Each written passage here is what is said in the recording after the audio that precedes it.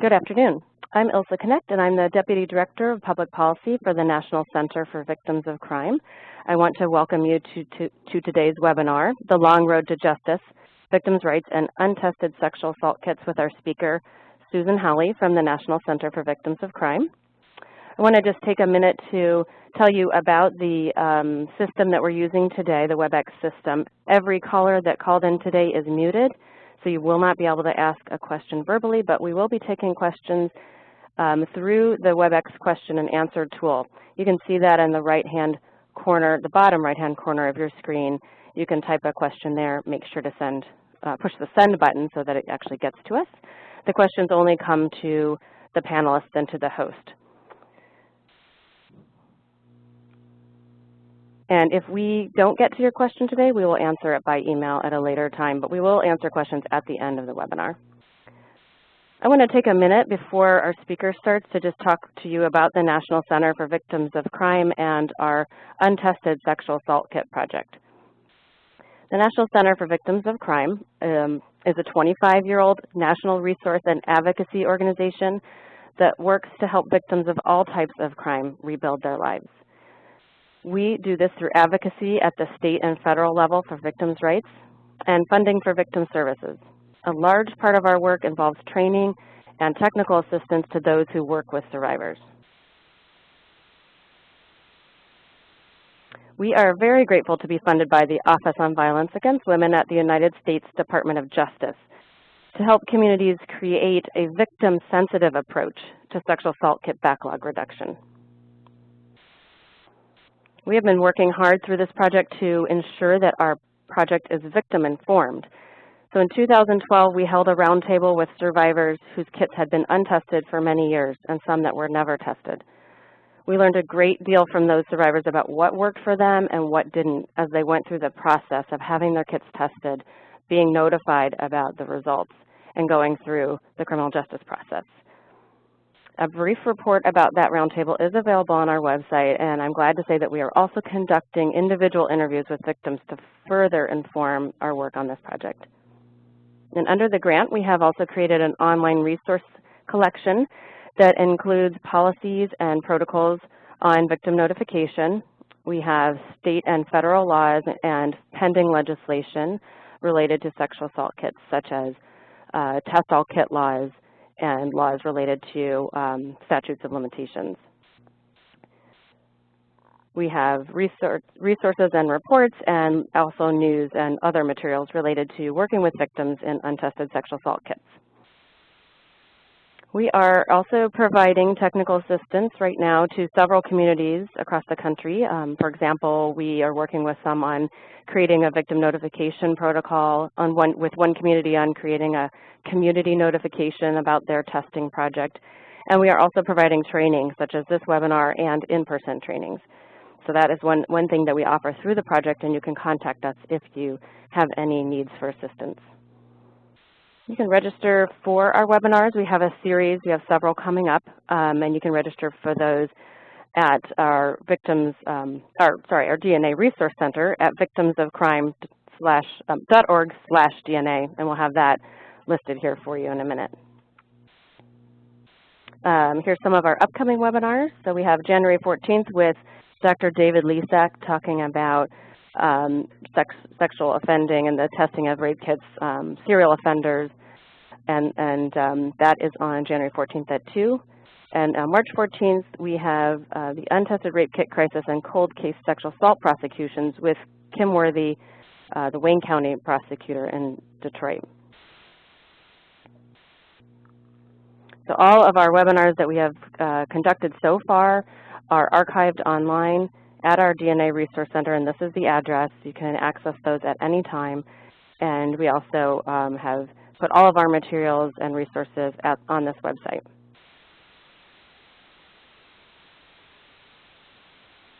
This is my contact information. If you would like to ask for technical assistance or training, or you have any general questions about forensic DNA in general, you can email me here. We're also on Twitter. There's our Twitter account here, and you can call me. That is my number to reach me as well.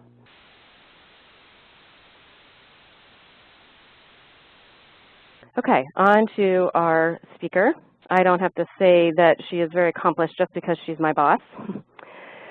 Susan is the Director of Public Policy for the National Center for Victims of Crime. She has had more than 20 years' experience in analyzing, writing about, and speaking on the legal rights of crime victims. She is one of the country's foremost experts on crime victims' rights. She has also served on the National Advisory Council to the Office on Violence Against Women and currently serves on the Sexual Assault Advisory Council to the Peace Corps. I want to thank Susan for agreeing to share her experience on the rights of crime victims in the context of untested rape kits. I think this is an area that many communities are looking at. And though Susan and I work together every day, I'm sure I'm going to learn a lot from this webinar, so let's go ahead and get started. Okay, Susan, it's all yours.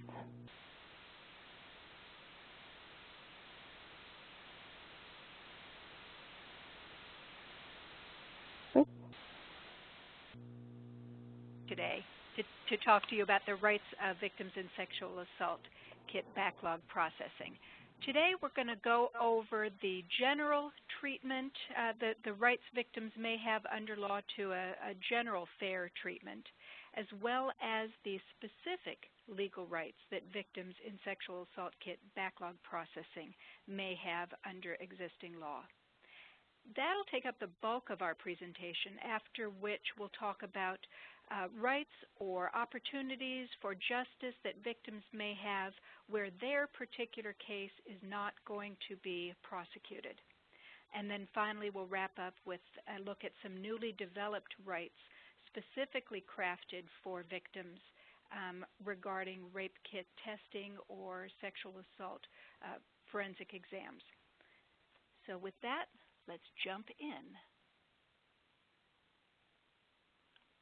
First of all, this whole area of looking at victims' rights regarding sexual assault kit backlogs is just one example of a new situation that we're trying to apply our existing principles, our existing rights for victims. So, in other words, our whole system of justice is evolving in so many different directions. Think about drug courts and mental health courts. Think about new legal processes to expunge defendants' records. Think about new processes for exoneration. So looking at the processing of backlogged sexual assault kits, that's just one more new area where we're challenged to apply what we already know about crime victims' rights to another step in the evolution of justice. So today we're going to look at, as I indicated, the existing laws that may already be in place that you can use when you're setting out your protocol for how are we going to respond to victims. We'll look at new laws that are being crafted, and with all this, the underlying principles. So those of you who are familiar with your state crime victims' rights laws and federal victims' rights laws know that there are certain underlying principles that really shape our justice system response to victims. These include principles like transparency, so that victims should know what's going on. Principles like options, giving victims the options to be heard or to receive notice, giving them opportunities for participation, procedural justice, so that victims can see that this system is fair, regardless of what the outcome is. So these are the kinds of underlying principles that are important and that already exist. So here you see some of those underlying principles. We have the victim's right to fairness, the right to be treated with respect, the right to due process, to justice, to be treated with sensitivity, the right to be treated with dignity. You'll especially see these kinds of concepts in state constitutional rights. So, for example, 23 of the 32 victims' rights constitutional amendments have something about these general principles for fair treatment. And many state statutory bills of rights have similar language. Let me show you a few examples of these. So California's Victims' Rights Amendment leads off with this language: in order to preserve and protect a victim's rights to justice and due process, a victim shall be entitled to the following rights. So importantly here, California has given constitutional recognition, voter endorsed, because all of these constitutional amendments were passed with overwhelming majorities of voter approval. So constitutionally recognized that victims have this general right to justice, this general right to due process. And then here's an example of a state statute that includes some of these underlying principles. So in Vermont, you can see they stated that the fundamental objective of their Victims' Rights chapter is to ensure that crime victims are treated with the dignity and respect they deserve while functioning in a system in which they find themselves through no fault of their own.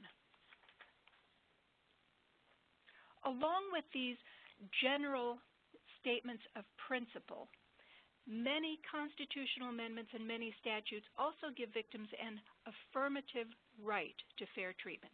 So not only are they including these kinds of broad principles in that statement of the objectives of their victims' rights law, but they're also saying, and victims have the right. So, you know, California and Oklahoma's constitutions give victims a right to be treated with fairness and respect for his or her privacy and dignity throughout the criminal justice process. And then similarly, Georgia, in its state statute, it gives victims the right to be treated fairly and with dignity by all criminal justice agencies involved in the case. These are not all of the states that have this kind of language. I'm just giving you examples of the kind of language that may exist in your state. If you are not familiar with the precise language of your state's Victims' Rights Amendment or your state's Bill of Rights, or you're not sure whether your state has a constitutional amendment, I'm going to remind you that all of these are available on victimlaw.org. That's a terrific database of crime victims' rights laws. So it's just www.victimlaw.org, and you will be able to look up all of the victims' rights laws that exist in your state or at the federal level as well. So these general statements of principle, these can be your lodestar. If you're sitting in a meeting or you're about to write out the steps in treating crime victims as you work through these sexual assault kit backlogs, think about those underlying principles of fair treatment and let those guide each of your procedures as you work through that process. But now let's look at some of these specific rights that crime victims may have.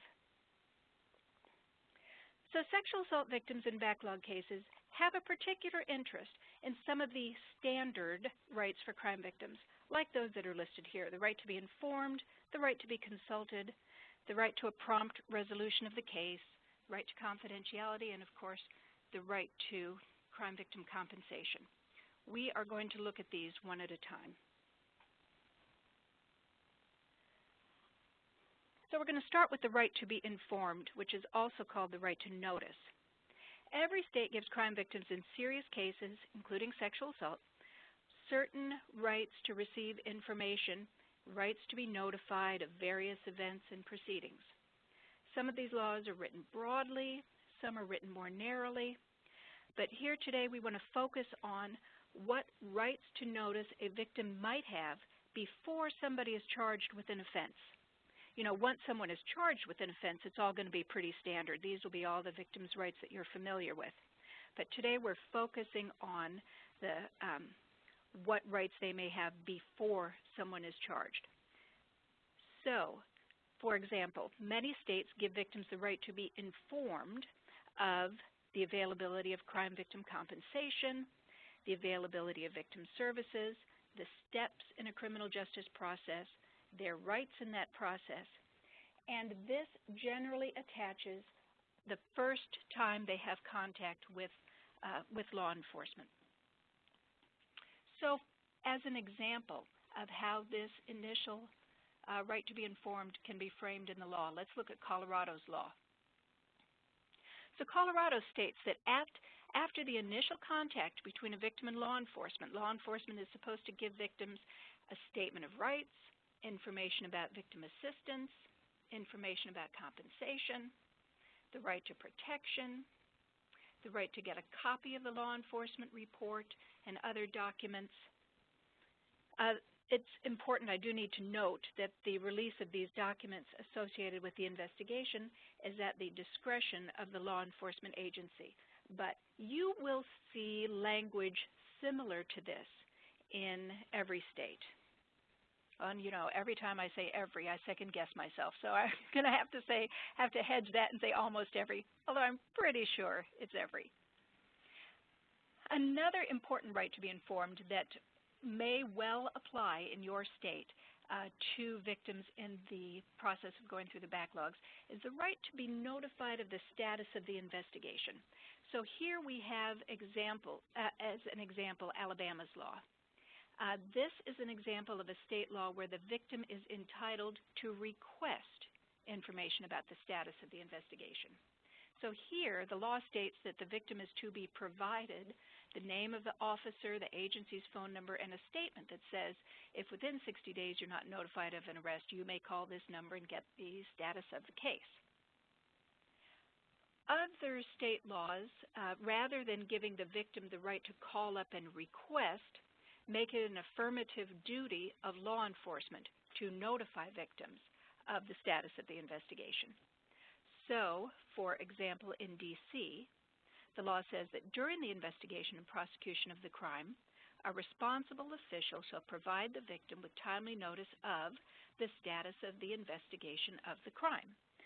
You'll see there's a little bit of language that ensures this notification is not going to interfere with the investigation, but importantly, this burden is on the system to reach out to the victim. Now, neither of these examples was written with cold cases in mind, but they could apply, especially where the status of the investigation has changed. So, you know, the investigation went cold, the investigation was dropped, was not active, it's newly reactivated. So one could argue, especially with D.C.'s law, that with this change in the status of the investigation, victims have the right to be informed of that change. So again, if you're working with others in your state, how are we going to write a protocol for victim treatment?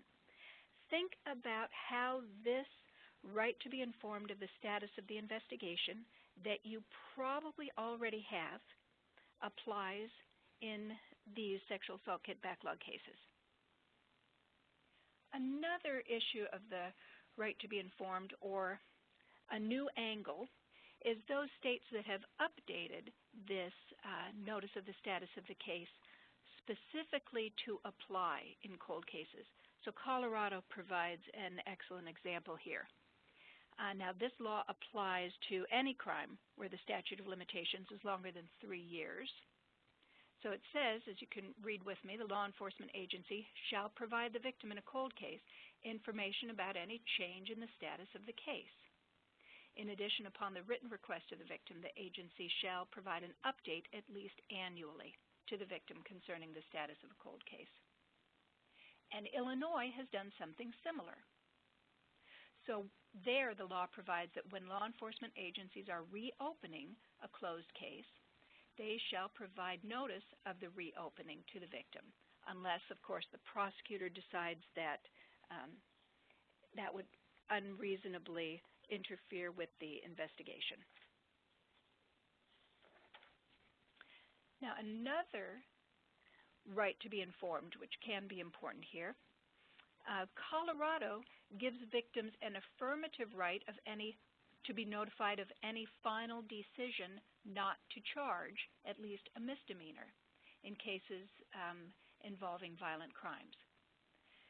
Now, they may be the only one who has yet taken this step, but this is really important. I know that there are other jurisdictions that do this because it's the right thing.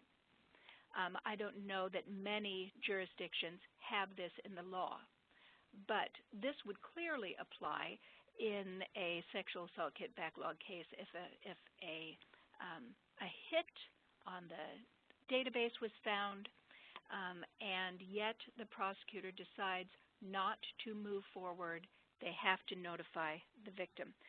Now, under the law, it's law enforcement that has the duty to notify the victim unless they have an agreement in place with the prosecutor in that jurisdiction. But this is another important area of the right to be informed. Another key right that could apply in these cases is the right to a speedy disposition of the criminal case. More than half of the states have some kind of language relating to this right to speedy disposition. It's either it either says right to speedy trial, right to speedy disposition, or it'll use language like disposition without unreasonable delay. So if you are in a state with this right, you may be able to use it to push for more testing of backlogged sexual assault kits or for more prompt testing of future kits. So let's look at these two examples. In Florida, victims have the right to a prompt and timely disposition of the case. And it even states, in order to minimize the period during which the victim must endure the responsibilities and stress involved. Idaho has something similar, and in Idaho it clearly applies during the investigatory stage, not just once prosecution is underway. So in Idaho, a victim is entitled to a timely disposition of the case. They're not the only two states that have this. About half of the states have this. But you may be able to use that to argue for prompter testing. Another important standard right of crime victims is the right to be heard. Now, when you're talking about rights that would attach before the prosecution is underway, you're really talking about the right to be consulted, because these matters are not going to be before a judge yet. So that's why the examples that I've highlighted here are talking about the prosecutor conferring with the victim. So you see here in Tennessee, a prosecutor is required to confer with the victim prior to the final disposition, including to get views of the victim regarding a decision not to proceed with the prosecution. And similarly, in Arizona, if the victim requests, the prosecutor has to confer with the victim about the disposition of the criminal offense, including the victim's views about a decision not to proceed with prosecution. Now, most of these laws that relate to this right to confer don't specifically apply prior to the filing of charges, but you should look at your own state's wording carefully. You might be able to argue that it does apply, or you can argue that in general, in this state, we have recognized that victims have a right to be heard, and this generally applies to a right to be consulted with the prosecutor. Therefore, it's better practice, and moving forward, let's see where we can give victims an opportunity to be heard by the prosecutor before a decision is made whether or not to charge the defendant. This also may particularly apply in those states that have used a John Doe warrant in a case where the perpetrator was unknown. You know, a number of states will do this, or a number of prosecutors will do this, where they have the DNA of the defendant, but they don't know who that defendant is. They'll file a John Doe warrant with the identifying information to be filled in later. So it's a John Doe warrant based on that DNA evidence. So if a John Doe warrant was already filed, then that gives you additional grounds to argue that the victim has the right to be consulted before the prosecutor makes a major decision like not going forward with the prosecution after, let's say, you get a cold hit.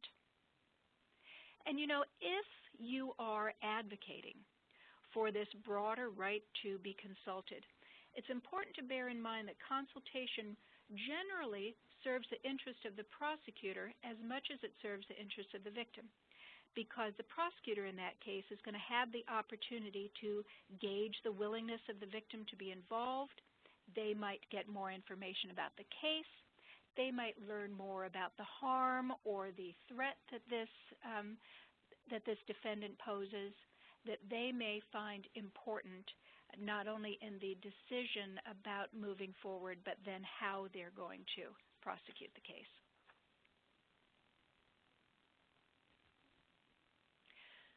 So not only do many of your states have laws that give victims this general right to be consulted by the prosecutor or right to confer by the prosecutor, but if you look carefully, your law may also have a more general right to be heard that you can use to argue for involving the victim in this process. So the examples that I am showing you here, one is in Kansas, where the law says the views and concerns of victims should be ascertained throughout the criminal justice process. And then in New Hampshire, where victims have the right to confer with the prosecution and to be consulted about the disposition of the case. So, you know, New Hampshire's law there is not saying at point A, B, C. It's just giving a general right to be conferred. Again, that's why it's so important for you to look at the wording in your particular state. Let's move on now to the right to confidentiality. I'm sure all of you recognize that this is particularly important to sexual assault victims. We know that the fear that their friends, their family, their acquaintances will know that they've been assaulted keeps many victims from reporting, and then once reporting makes them hesitant to fully cooperate. So the right to confidentiality is very important. So your state undoubtedly has a number of existing privacy protections that could be applied in this process to work through the sexual assault kit backlogs. So for instance, in Massachusetts, victims have the right to request confidentiality in the criminal justice system. So under that law, the court is permitted to enter orders to maintain limited disclosure of the victim's personal information to protect the privacy and safety of victims as well as families and as well as witnesses. Many state laws also many states have also amended their Freedom of Information Act or their Open Records Act to protect information about sexual assault victims, including investigatory information. So not just once a prosecution is underway and once the court has their information. So I've given you Florida's law here.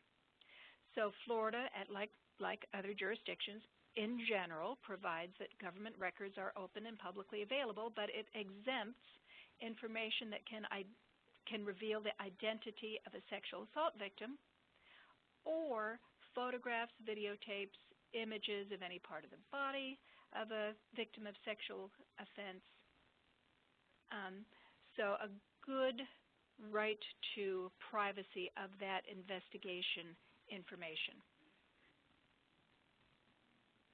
And then a number of states allow victims in sexual assault cases to proceed by using either a pseudonym or their initials, which just provides an extra layer of protection for them.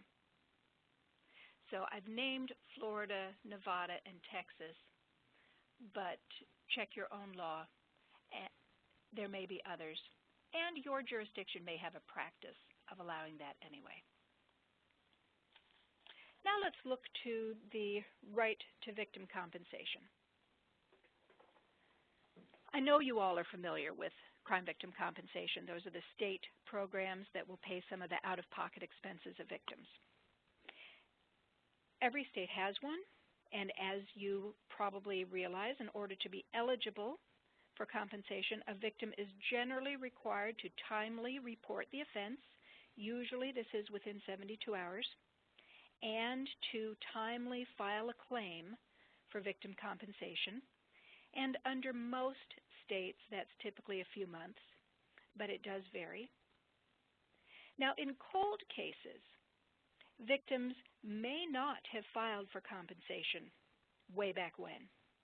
It could be that at the time they didn't pursue counseling and they didn't have any other out-of-pocket expenses that would have been covered by victim compensation. Or it could be that since the case didn't progress very far, they were never informed of crime victim compensation, or they were only told once, and that was at the scene of the crime or the scene where they first reported, and it went in one ear and out the other. For other victims, they might have filed a compensation claim initially, and maybe they had some expenses paid, and now, years later, as the whole offense is being revisited, they may have new expenses, especially counseling, or they may have new travel expenses or lost work expenses. So whether the victims in these cold cases are eligible for victim compensation is going to depend on your state's laws and regulations. So let's take a look at some of these issues.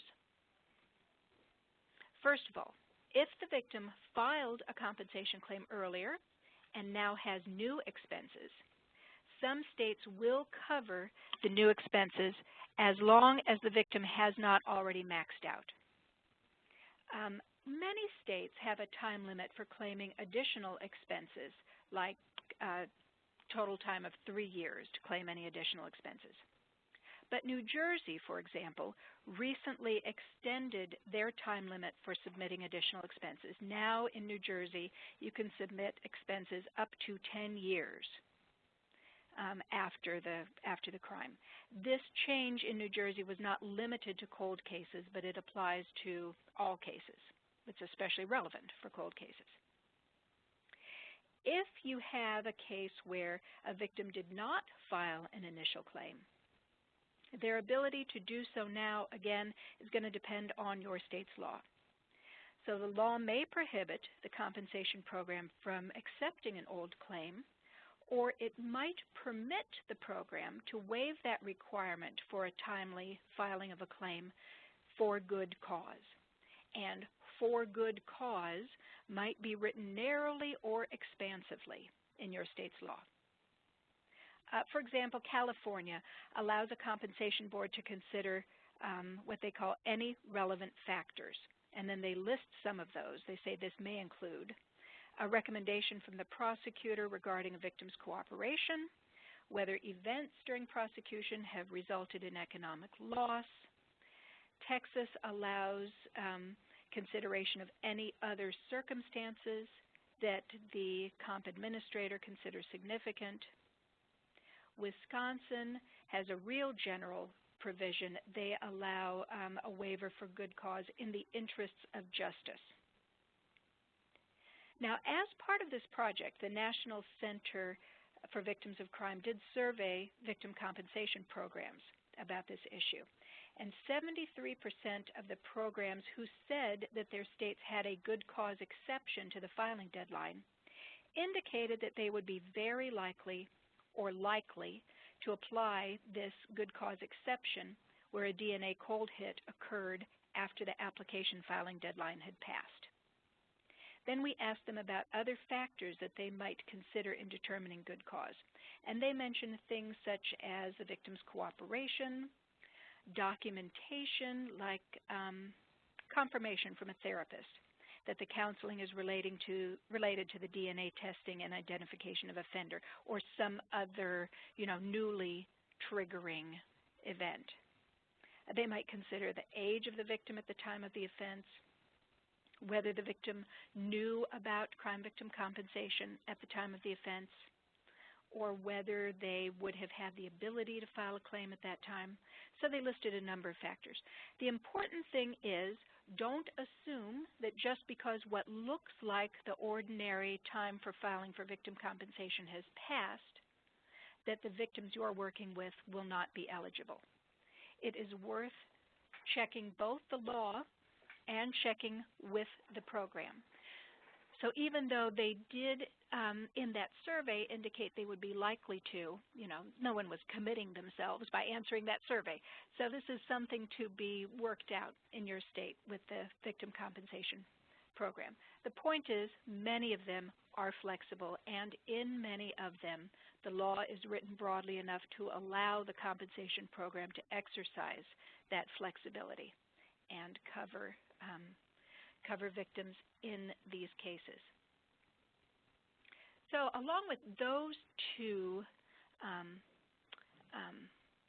aspects of these victims filing for compensation, a few states are now specifically going back to their compensation laws and addressing the issue of cold cases. So this includes Delaware. Now, Delaware is an example of a state that generally prohibits reopening a compensation claim after a certain amount of time has passed. So in Delaware, that's 2 years.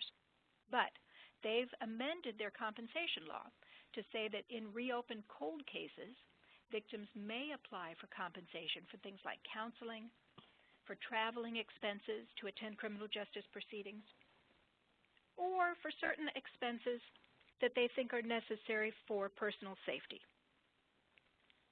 And these, again, this law applies where a law enforcement agency is conducting further investigation into a previously reported crime. So clearly in the cold cases. So that's a look at the basic existing victims' rights laws that can apply before a decision is made to charge a case when these sexual assault kit backlogs have been processed.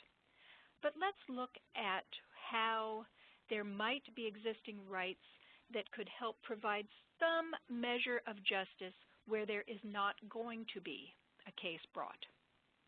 So, in many of these cases, either the statute of limitations will have run, and so it will be impossible to bring a sexual assault prosecution, or there will be some other reason where there's just not the evidence needed, or where the prosecutor is just not going to be able to bring a case.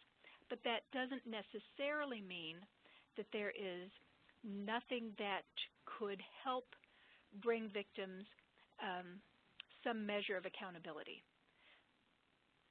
So, for example, a victim might have the ability to submit a statement in a parole or a pardon proceeding of the offender if that person was convicted in another case.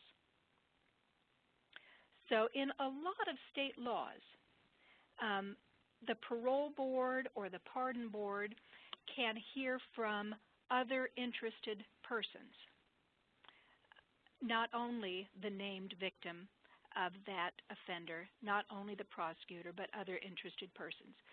So Indiana's commutation and pardon procedures allow for that. Maine even allows courts discretion to hear from other interested persons at sentencing. So if this is a serial offender being sentenced in another case, but a victim's statute of limitations expired, but they got a hit, they might be the other interested person who could even make a statement at sentencing. Montana's parole hearings allow the parole board to consider statements from other interested persons.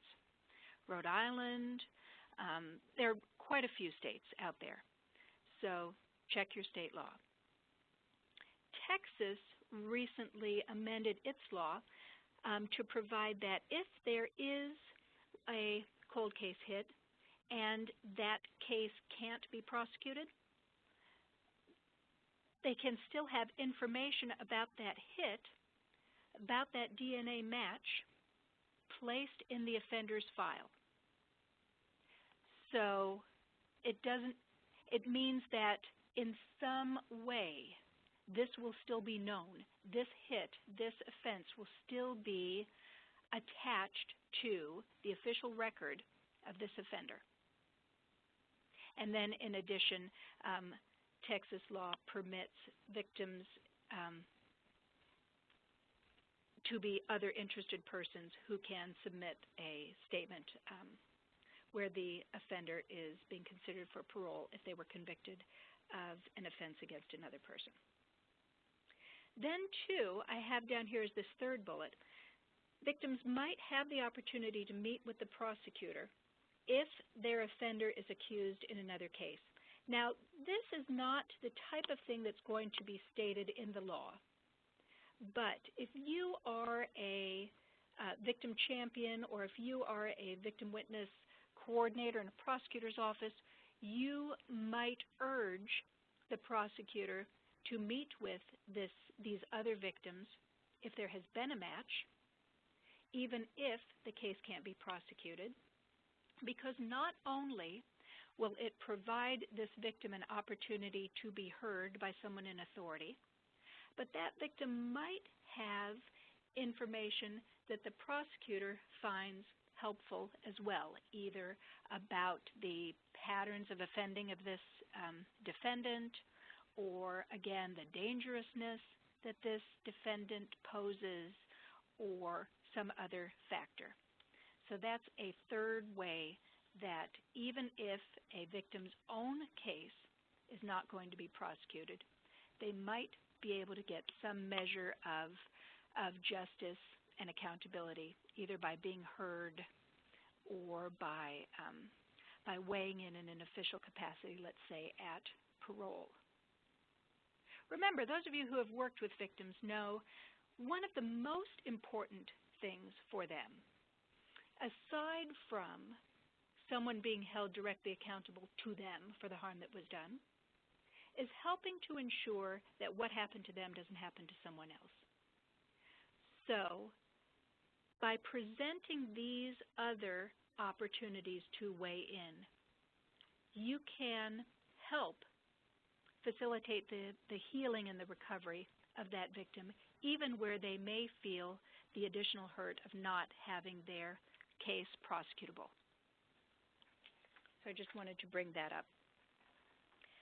Now let's look at those few states who are really seizing this issue and crafting new laws to relate to notice regarding the testing of forensic evidence. So Texas, for example, has a brand new law, and I see I did not put the statute number on that on this slide. For those of you who are interested, it's in Texas's Code of Criminal Procedure, Article 56.012. So you see, this new law gives sexual assault victims the right to be notified of any evidence that was collected in the case, the status of the analysis of that evidence, whether a request was submitted to the crime lab for testing of that evidence, whether a request was made to check the crime lab's evidence against CODIS or some other database of DNA profiles, also to be notified of the results of the comparison. Now, under this Texas law, victims can't sue if this isn't done, but the law is silent on other possible remedies they might be able to use. So they might be able to enforce this law by what's called injunctive relief, which is you ask the court to just enforce the law if someone's not doing this. So that's one example. Another example is California. California was the first to take on a special Bill of Rights for sexual assault victims regarding DNA evidence. So I mentioned, or I listed in this slide, some language that I find important that appears in the legislative findings.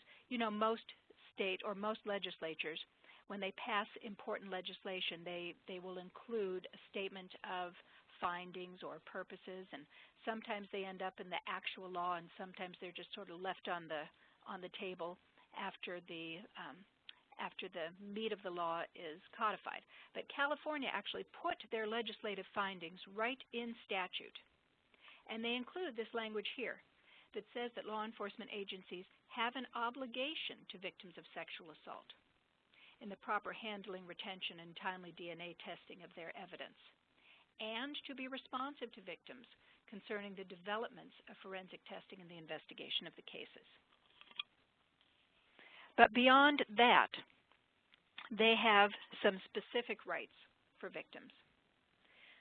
So that law provides that law enforcement may inform the victim of the status of the DNA testing, and that victims have the right to be informed whether a DNA profile was obtained from that evidence, whether the DNA profile was entered into the data bank, by which they mean CODIS, whether or not there is a match between the DNA profile and a profile in CODIS, or whether or not there's a hit.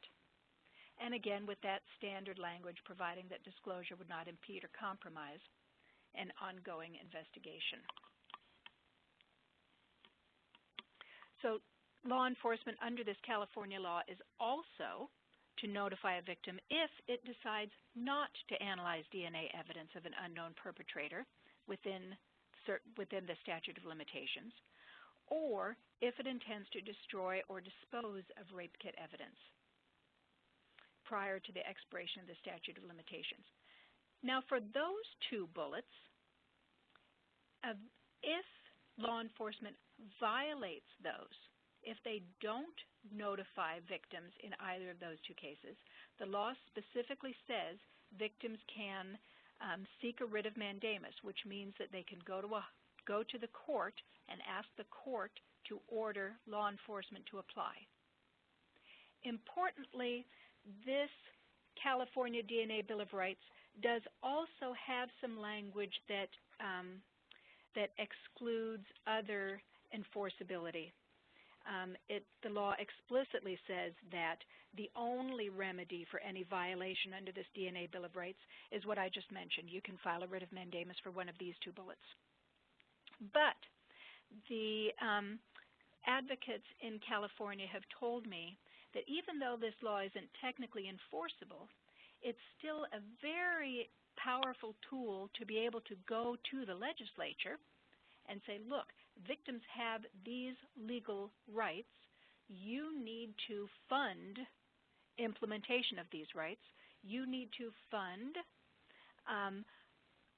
clearing up this backlog of sexual assault evidence. And you need to fund the ability for law enforcement to reach out and notify victims. So these laws have proven to be very helpful in California and Texas. Texas's law is, as I said, newer than California's.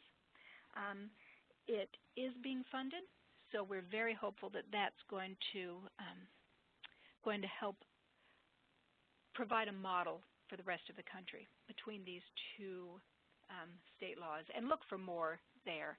As part of this OVW-funded work, we're going to be crafting some form of model or example statute for people who want to work on something similar in their states. Now, in wrapping up, your take-home message from all that I've tried to cover today is that as you're considering the rights of victims in the processing of sexual assault kit backlogs, you need to look at three things. First, what are the underlying principles of victim treatment that your state has already identified? Second, what are the existing laws that you may already be able to extend to this new setting of processing backlogged sexual assault kit evidence? And then thirdly, where do you need to advocate for new laws to clearly provide this group of sexual assault victims rights in this new process? All right, now I have promised, Ilse, that I would take questions. If you have any. Okay. Susan, can you hear me? Yes. Okay, great. We have one question about enforcement of victims' rights. She says, my understanding regarding victims' rights is that they are not enforceable. If any rights of victims are breached by prosecutors or law enforcement, et cetera, the victim has no way of enforcing their rights. In general, would you agree or disagree? What legal recourse does a victim have if his or her rights are violated? This really does depend on the state. I would agree with that person that we do have a long way to go regarding the enforcement of victims' rights, but it's really on a case-by-case basis. So if your state has a constitutional amendment for crime victims, that's already going to give you a leg up because there is case law, a whole line of case law that says impliedly if you have constitutional rights, you must be able to enforce them. Your state may also have a designated body that is supposed to receive and rule on victim complaints. So you might have a committee, you might have a board. That's something to check into.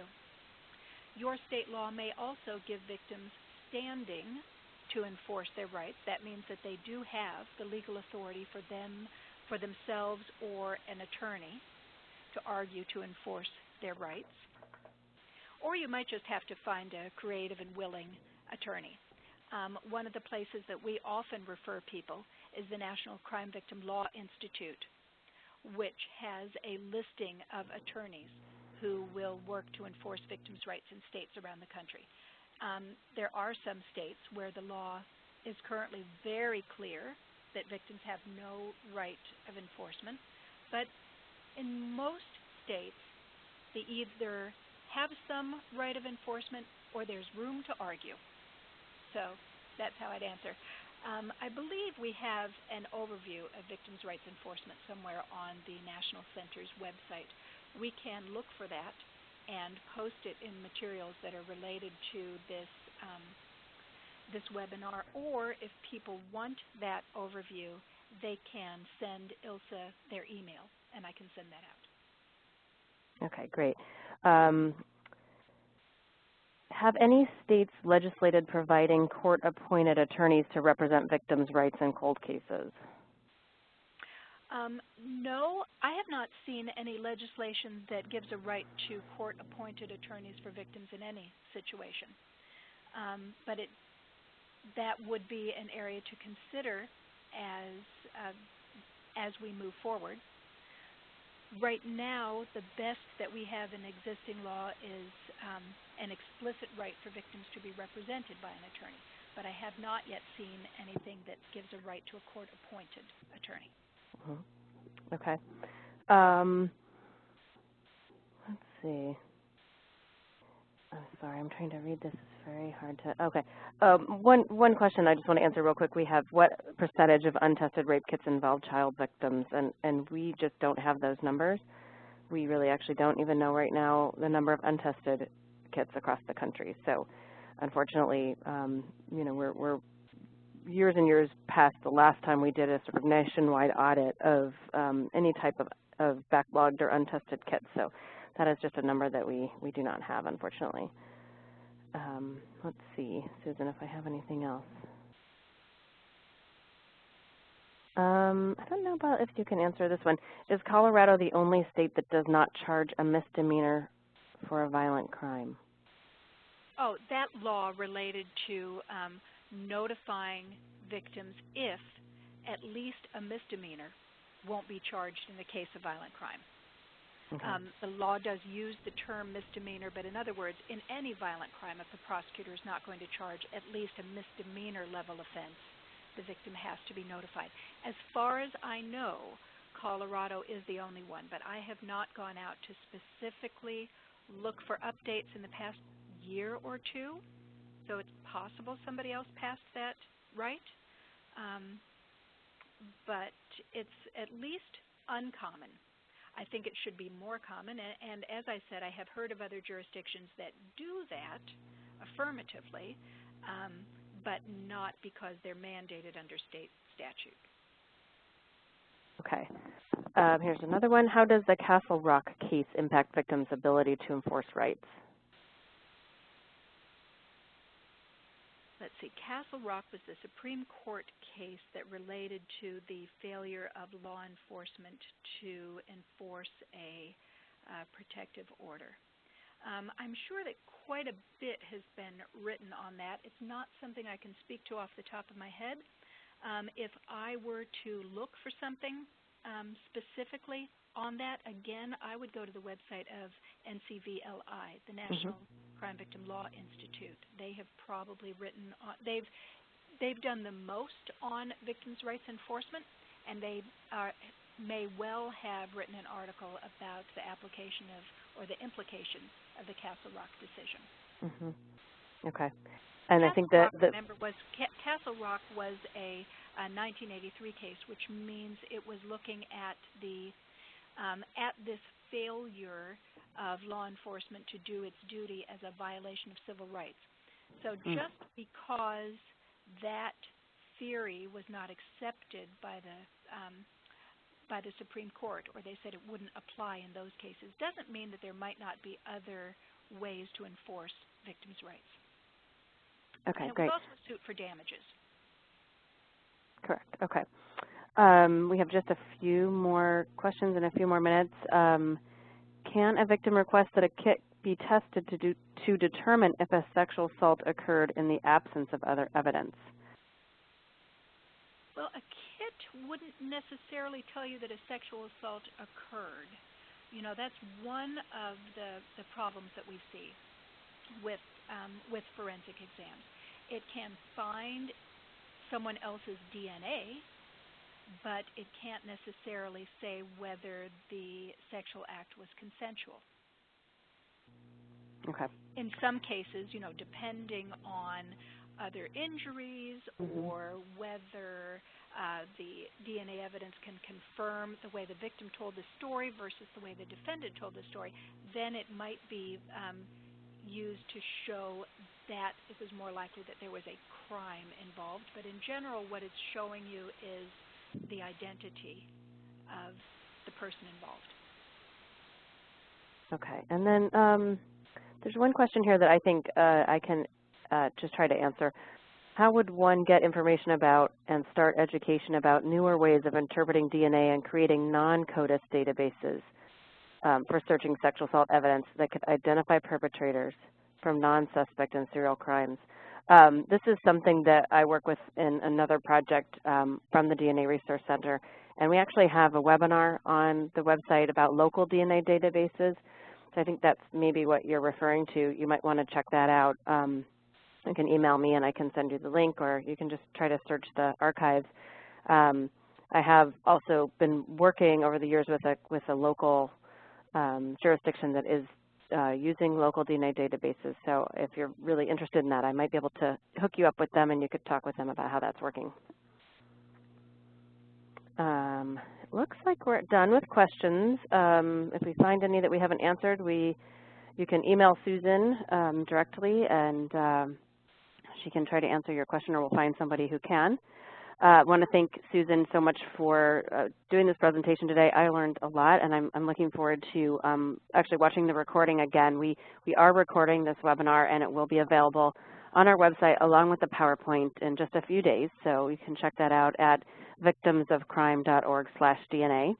I want to encourage everyone to stay on the webinar and fill out our evaluations so that we can know how the webinar, your opinion about the webinar, and any way that we can just next time make it the experience better for you. I know some people had some issues with sound today, so I apologize for that, but hopefully you can check out the recording and get what you missed today.